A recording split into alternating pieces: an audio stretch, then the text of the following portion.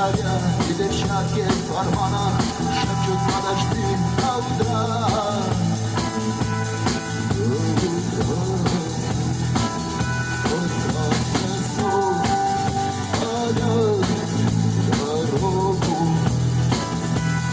Может сердце, а может слух ветря. И когда я вернусь на дороге, я скажу от твоих слова.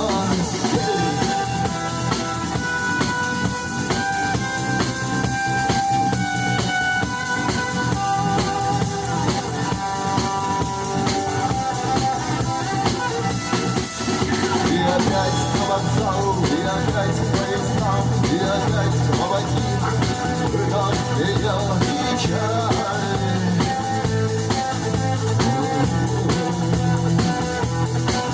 И опять с ним усну, и опять сквозь грохот дает, не слышится слова.